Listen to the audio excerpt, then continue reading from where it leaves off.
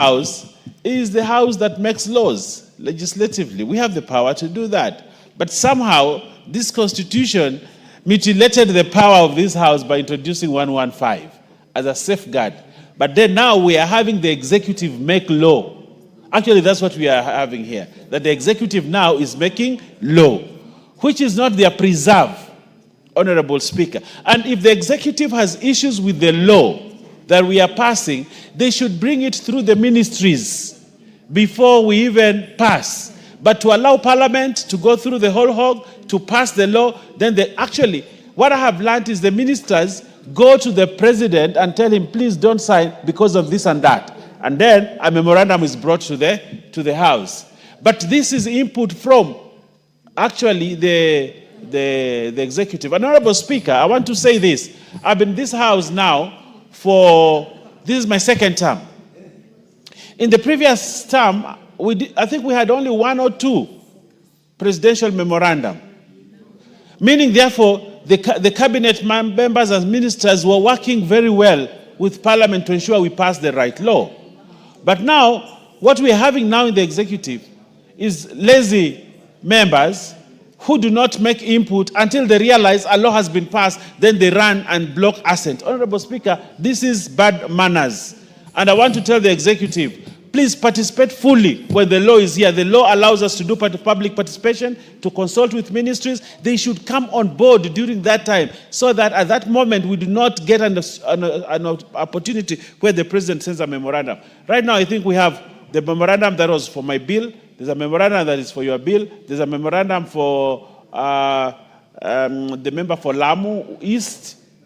And I think there's also another one. We are having a lot of memorandums coming in. This shows there's a problem.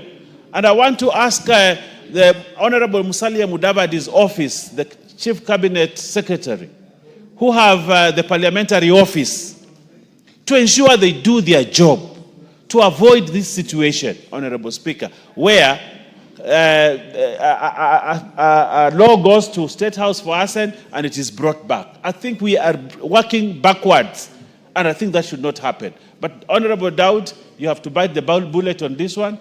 We can pass this one.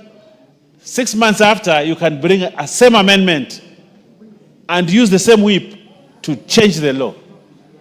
I'll urge you to do that. Otherwise, because you can't marshal the 2/3, Honorable Dawood, we have to pass the law. I think you have done your part. I think you're trying to make justification that you've also gone through the same process. But who do you want to inform, Honorable Dawood? Herself.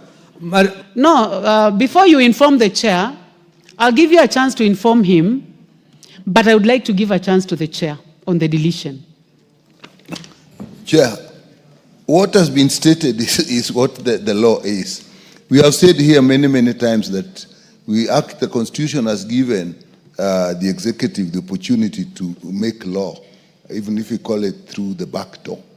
But unfortunately, that's what it is. But there's another issue that we look at, is the processes, how we handle our process, the speed with which. In my view, what happened in this case is that the time it took, the Digital Health Act came behind this, moved on, and was signed. So by the time this bill is getting, the vellum is getting before the president, the Digital Act is already a law.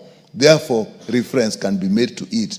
If it had gone before the Digital Health Act, in my view, what would have been sent back would have been the Digital Health Act with the information that what you are referencing to is already in the law.